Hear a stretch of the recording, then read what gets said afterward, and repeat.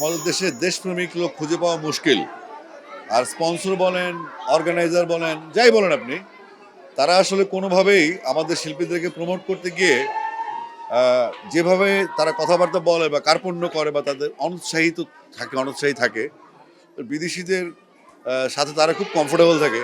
তারা মনে করে তারা বোধহয় অনেক বড় অর্গানাইজার হয়ে গেছে, তারা বোধহয় বিশ্বে তাদের নাম ছড়াই গেছে। আসলে এই অর্গানাইজাররা যারা করে তাদেরকে এটা পরে চিনিও না।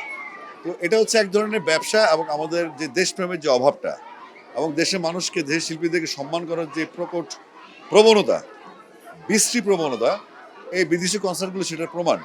আমাদের দেশে যেহেতু আমাদের মূল্যায়ন হয় না, আমরা কিছু বলতেও চাই না, কারণ আমরা কাজ করি, আমরা আমাদের যোগ্যতার ভিত্তিতে কথা বলি, যোগ্যতার ভিত্তিতে আমাদের প্রফেশন মেনটেন করি। এগুলো হচ্ছে হোক, এতে আমার কোনো বক্তব্য নাই। তবে যারা করে এগুলি, যে বিদেশ থেকে শিল্পী নিয়ে আসুক, এটা সমতার ভিত্তিতে হওয়া উচিত। আমরাও যাব, ওরাও আসবে। কিন্তু এই দালালগুলো আসলে এদেরকে বোঝানো যায় না। তো আমি আসলে এগুলো কথা বলা ছেড়ে দিয়েছি অনেক আগেই। যেভাবে চলছে চলুক। নতুন প্রজন্ম যদি মনে করে যে আমাদের আন্ডারগ্রাউন্ড ব্যান্ডগুলি, তাদের যেই জনপ্রিয়তা, আমাদের অনেক শিল্পী আছে তাদের যে জনপ্রিয়তা, তাদেরকে ঠিকভাবে ফোকাস করা হয় না, ফোকাস করে বিদেশিদেরকে, এবং এটাতে মিডিয়ারও আগ্রহ আছে।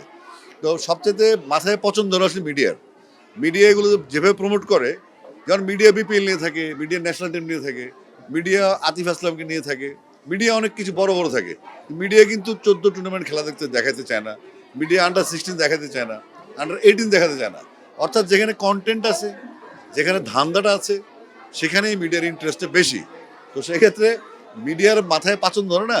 তো মিডিয়ায় পছন্দ হলে যেটা হয় বাংলাদেশ সেটাই চলছে, হয়তো একদিন এটা আমরা ওভারকাম করবো।